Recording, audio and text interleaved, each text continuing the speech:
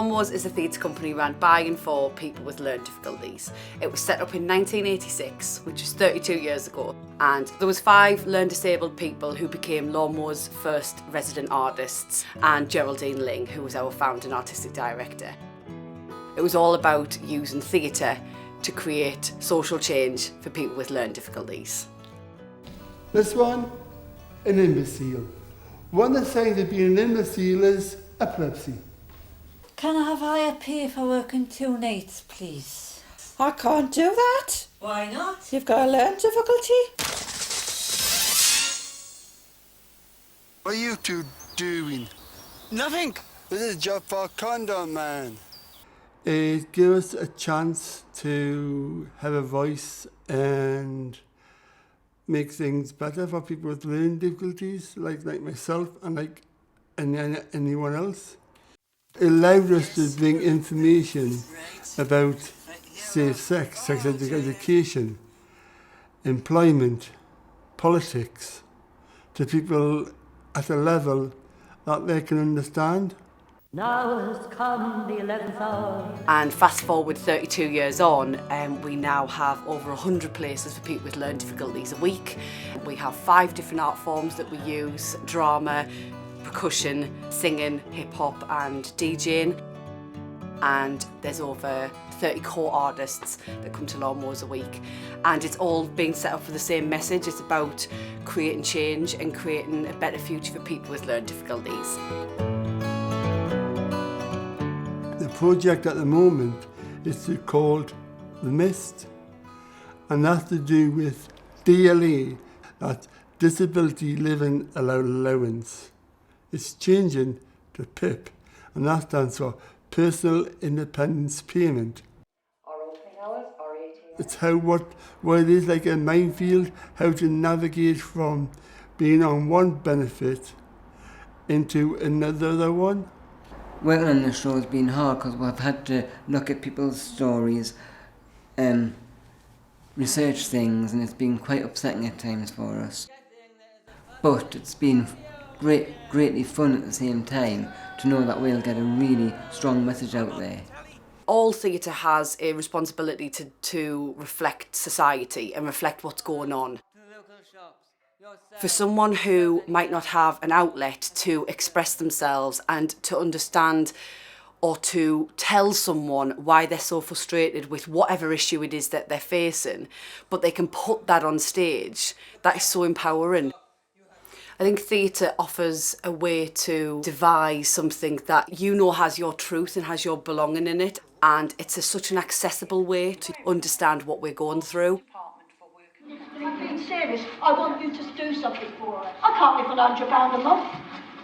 He took it all away from me. What I can do is ensure that we're getting more help. The political landscape for learning disabled people is changing, and I think you need to respond to the people who are supporting and around the people with learning difficulties in order to get a full picture of what the issue is.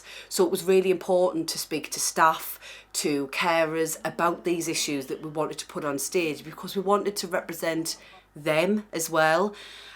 So for instance, we had one of our carers come in one day, ask what we were doing, and we were telling her that we were looking at the PIP system and the point scoring system that it is, and we were talking about, oh, we might do a quiz with our audience at the end. And she said, yeah, it's like the prize is your quality of life. Where the prize is your quality of life. And that's become the catchphrase for Andrew's character, who's the game show host. So it's about representing everybody to get the bigger picture, and I think that ultimately going forward makes the work more representative, but also helps it appeal to more people because it's more relatable that we've all been part of a system at some point in our lives. I think to talk about our lives is a very positive thing, and to be able to talk about how it hasn't been easy for us, how we have struggled and how in some ways you always struggle.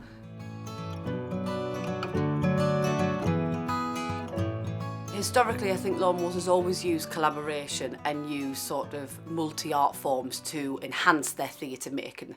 This is your solo. Do not shine. We have some amazing sessional artists that help us create that work, and this particular project made us look at our making model as a company. It was brilliant in terms of the collaboration because it was full company. So you've got the Crocodile Crew, which are our in-house DJ group, and they have took the soundscape and digitally manipulated that for the process of the theatre. And then you've got Beat This, who are our in-house percussion group, and they created the soundscapes for the Crocodile Crew to then digitally manipulate. And then you've got the Theatre Ensemble, who are our resident theatre makers, and they have created the show and devised it based on their experiences.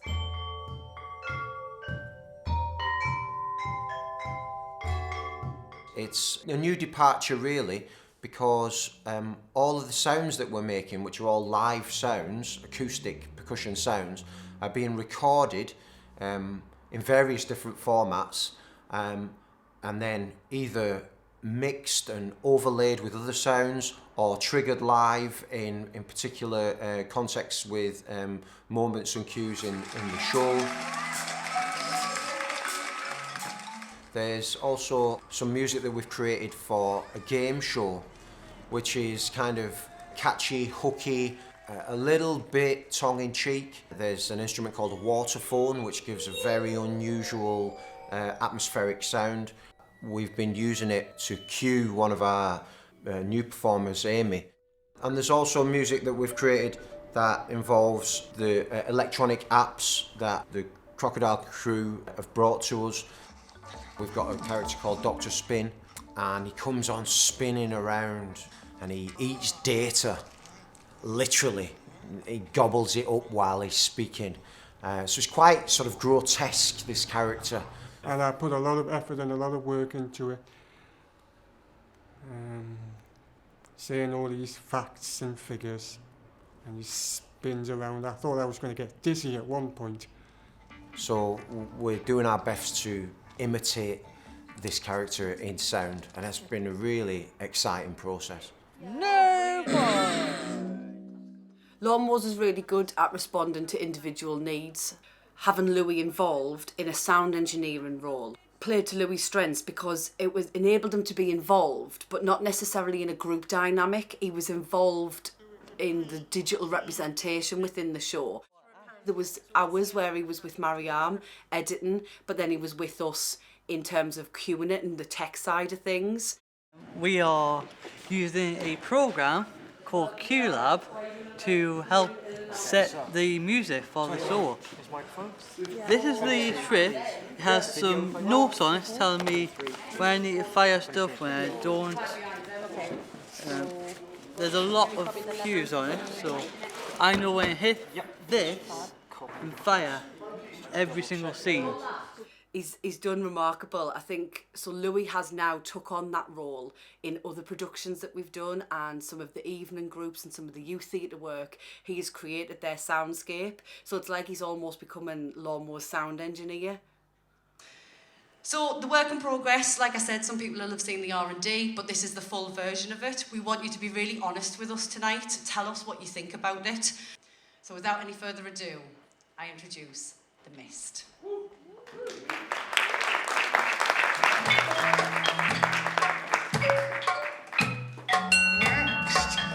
Oh, Miss Frankie McLeod. She will be the next person on the Lose to Win game show. Perfect. It's like just teamwork, the lightning, like everything, just captured everything. Lose to Win. I thought the show was very poignant, to the point, very understandable for all abilities, I think, whoever was watching it. Well, we've been friends with the Lawnmowers for years. Mind the Gap is 30 and the Lawnmowers are 32. So we work together a lot and we like to support each other's work. Could you make that beans on toast yourself without any help or assistance? The game show was really interesting, like showing it through a game show. I just thought that was well done through the show. Yeah, I agree. I think that the game show kind of concept and those bits of the production were my favourite bits, and that just really clever, that idea that you have to lose in order to be able to win. Just really simple but a really neat concept. it was quite upsetting to see the pressure she was put under to answer these questions and the dilemma it caused her. Andrew, who was Dr. Spin in the performance, was actually up for an assessment on Monday gone, just over the road here, for his benefits. So it was very close to home and very topical for me. What will be next, well, dear Frankie? Nobody knows. Off you go, Frankie, into the unknown. I like the props, especially the use of the cloth at the end of her disappearing. Into the mist. When did you catch it? A suicidal woman questioned over why she hadn't killed herself yet. Yeah, it's been a really good evening. So seeing a new piece of work at this stage and being able to really feel like you can add some value and give some really good feedback and thinking about how to help make a piece really great, you know, from something that has just such fantastic potential, which is a really nice position to be in, so it's great. I think whether it's a formal platform or an informal platform, it's about constantly evaluating, constantly seeing that our work is up there with the rest. At the end of the day, we want it to be as good as any other theatre that would go onto a mainstream platform, and it's about keeping that raised ambition alive within the work that we're producing. Oh, it's just, it takes your breath away, really. The capabilities of people, of disabled people who are supported, and that when that support continues, it's amazing what they can all do. When that support's withdrawn, you just shudder to think of how these people will be left. But with the right support, they're capable of almost anything, really. Just fantastic music, lighting, script, performance, the whole thing. Fantastic. I think Lawnmowers wouldn't be relevant if it didn't have the learned disabled artists at the heart of the work. You would completely lose what Lawnmowers is about, and we welcome new artists in with learning difficulties to come and be part of Lawnmowers. I think sometimes you know when someone's a lawnmower, you kind of sense it from them or you see it from them. So that might be an evening group participant that comes through our doors, or it might be somebody that we meet at a show, and you just kind of look at the other lawnmowers and go, they're a lawnmower. And it's that passion, that drive, that ambition to want to change the world through theatre that you see within those individuals, and it's what Lawnmowers is all about.